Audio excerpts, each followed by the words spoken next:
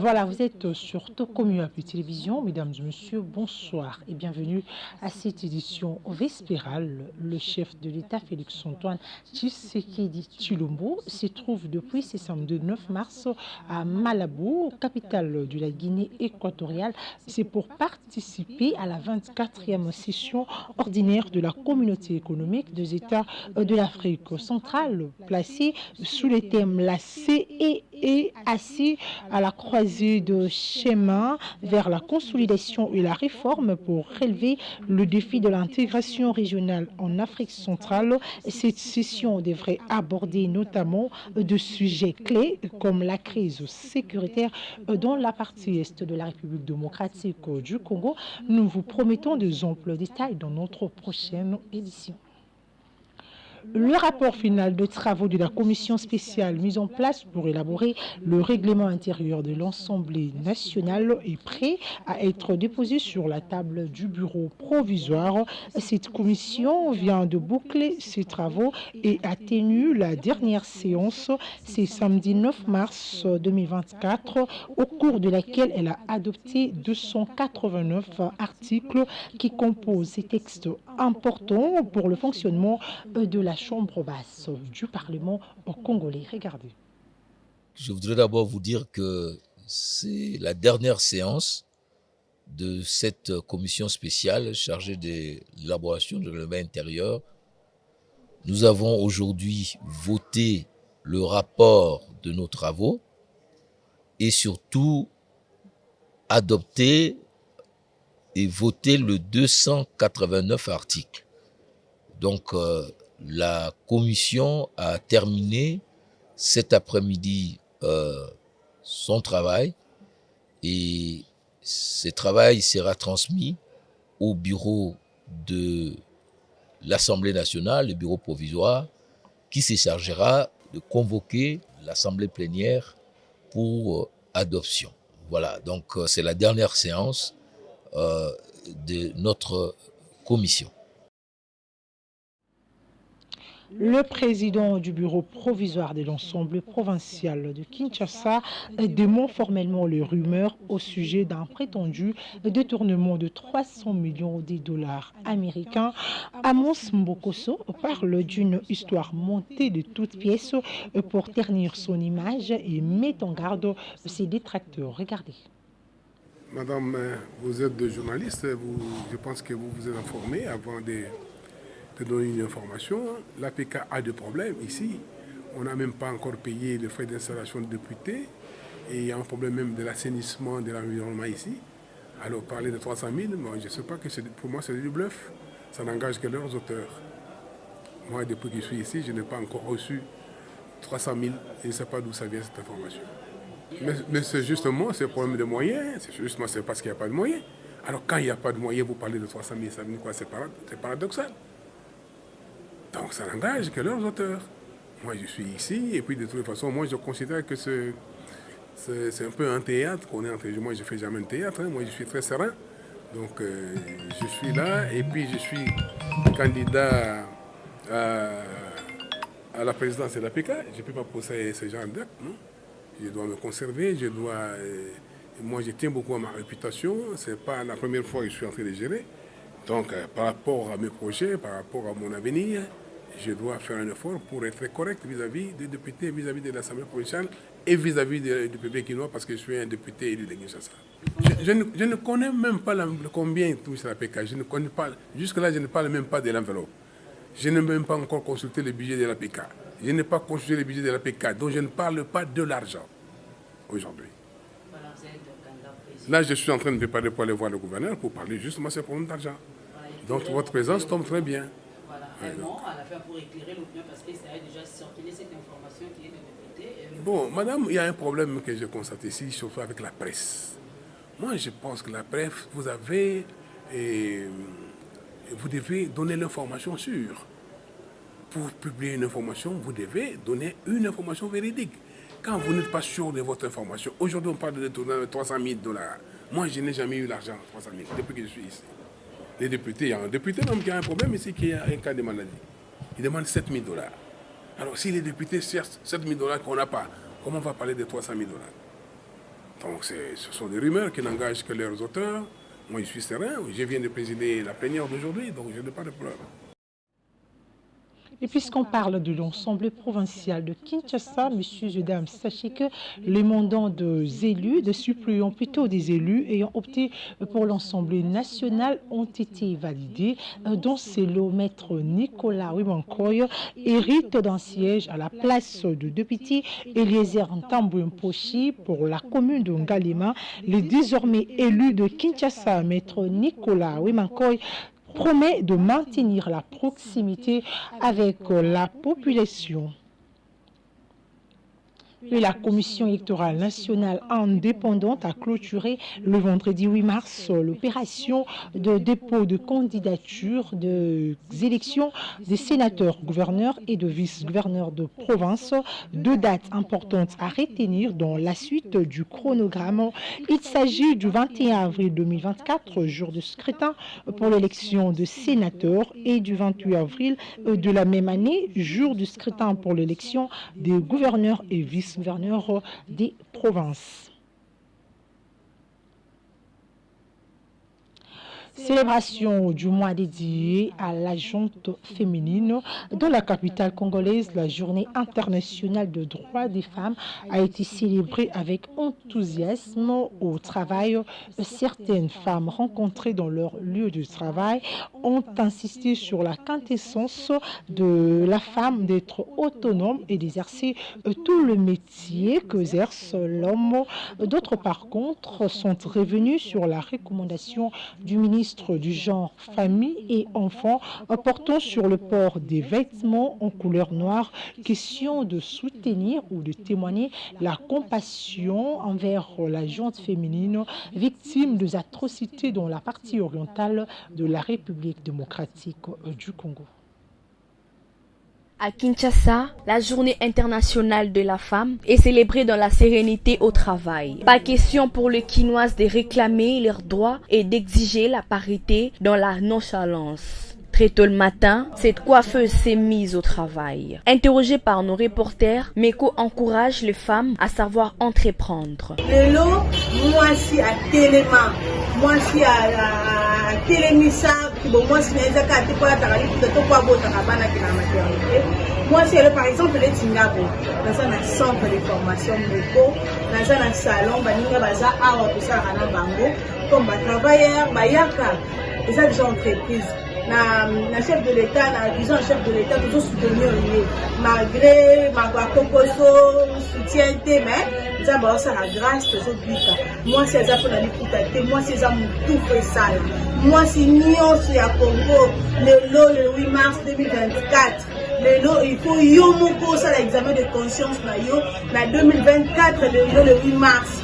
Nengi toujours les capos na salimini. Na bilan hein. On est trop ça la bilan na yo ba nini au sali na 8 mars ya lelo. Ni nazo sala. Est-ce que vraiment ngani bazo benga ba femme ba tante par exemple? Ngana za formateur. Ni dobela to milele. Revenons sur la polémique autour de la recommandation du ministre du genre, famille et enfants, instruisant aux femmes congolaises de se vêtir en noir en guise de soutien aux femmes de l'Est de la RDC. Une styliste rencontrée salue cette initiative. L'initiative a été prise par le ministre du genre et famille et dans ma BT. C'est bien parce que toujours compassion na bateau baza na matanga na beni on est tous une famille ndenge bango baza na mari c'est na kite ke baza na mari le na bango c'est pourquoi se partager yango à travers ba makuta na biso eza na motif ya noir ou de la tissacine en deuil. Fière de son travail, cette vendeuse de légumes martèle sur l'importance de la parité dans une société. Elle va bien, va lui voir la femme. Moi, je suis fait déjà, tu vas faire au travail pour la femme à conjoncture. Ils ont mis sous tout ce là à dire, mais qu'à la femme. Aujourd'hui, les sont morts à l'issue, bon malade. Aujourd'hui, moi, je pense que moi, qui n'étais pas pour le temps à mort.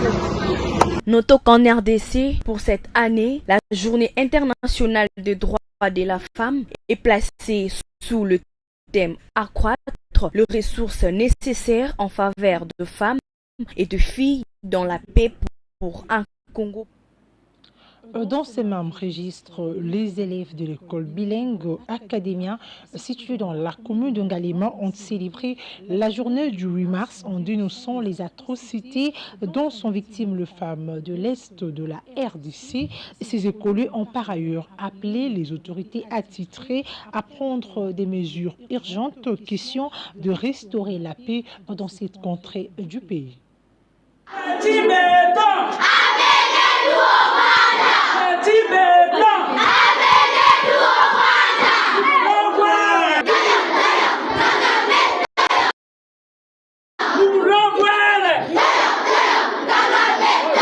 Habillés tous en noir, mains sur la bouche et doigts sur la tempe, les élèves de l'école bilingue Académie de la capitale, située sur l'avenue Ngola numéro 47 dans la commune de Ngaliema, ont célébré ce vendredi 8 mars la journée internationale des droits des femmes avec une attitude de deuil. Après leur programme de cours, ces élèves ont lancé un message fort dénonçant les silences coupables de la communauté internationale tout en demandant l'implication personnelle du chef de l'État ainsi que de son gouvernement de prendre des mesures urgentes pour la paix dans la partie est de la RDC. À Monsieur le Président de la République démocratique du Congo, à Madame la ministre du Genre et Famille, la Journée internationale des droits des femmes, célébrée le 8 mars de chaque année dans le monde entier, connaît une célébration particulière dans notre pays, la République démocratique du Congo.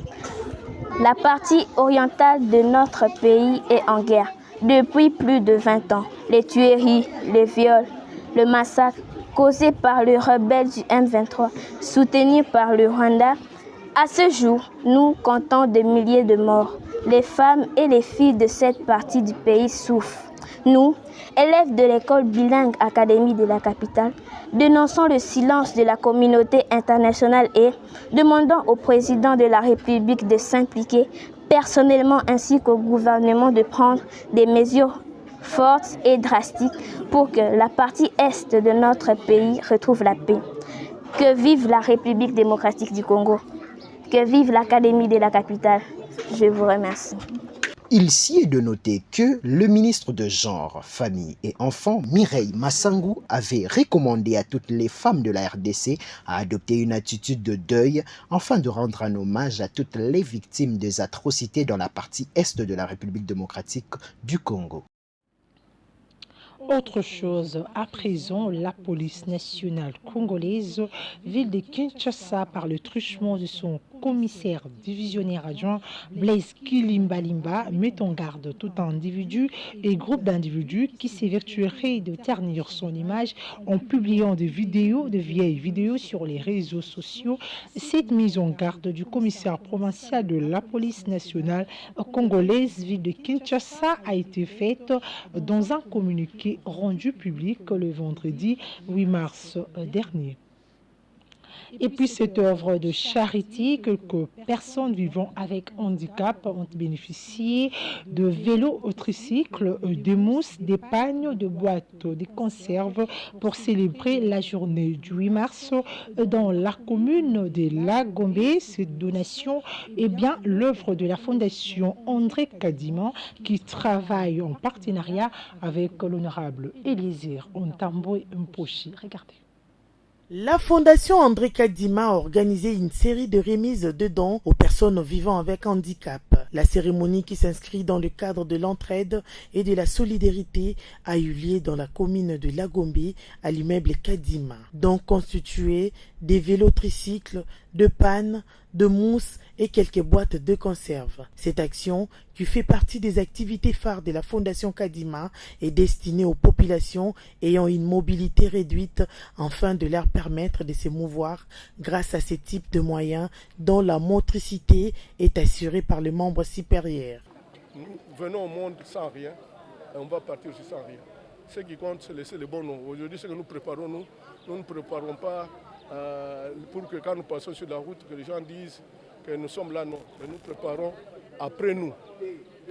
Parce que tout ce que nous faisons ici, peut-être les enfants vont copier et ils vont un jour aussi faire la même chose.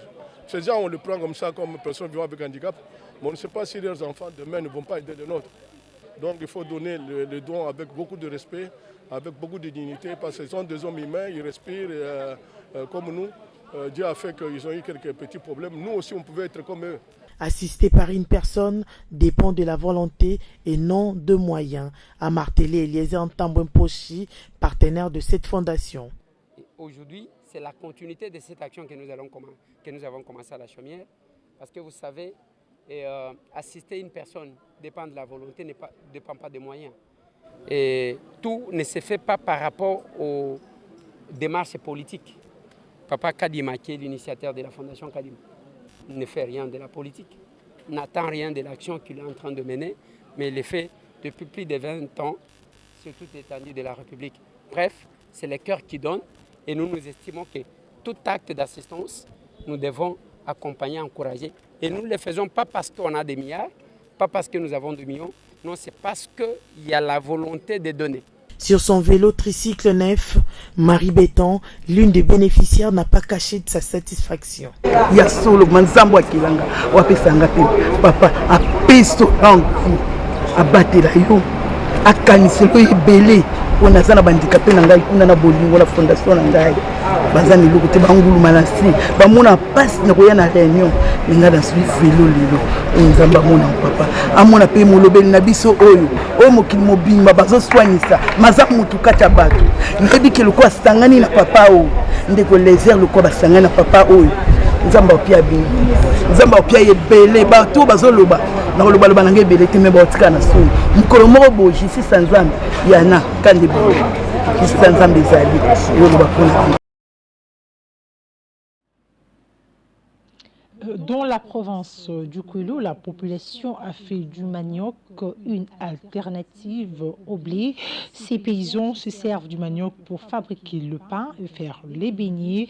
Et ces habitants du village Kimputu-Ntseke rencontrent cependant plusieurs difficultés dans la transformation de manioc en farine panifiable, et notamment suite au manque d'infrastructures routières, de leur cri d'alarme à l'endroit du gouvernement congolais et de certains partenaires. Regardez.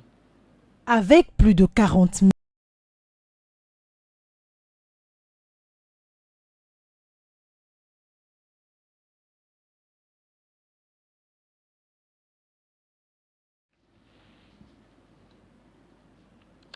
Et puis en sport, pour boucler complètement cette session d'information, deuxième journée de play-off de la Ligue nationale de football, les Samouraïs du FC et les Aigles du Congo font jeu égal face aux Cheminois du Saint-Éloi Lupopo au stade de Martyrs de la Pentecôte. Bien entrés dans la partie, les Aigles du Congo ont ouvert la marque à la première mi-temps grâce à Maxuel Djoumekou lors du second acte. Lupopo égalise et passe devant au marquoir par l'entremise de Peter Ikoyo et Harvey Osset. À la toute dernière minute du jeu, le FC Les Aigles du Congo égalise sur une tête de Merveille Mbeya, score final de 2 buts partout. Voilà, ce n'est complètement fini pour cette session d'information coordonnée par Miché Mandita, le tout sous la supervision de Grévis Tekilazaya.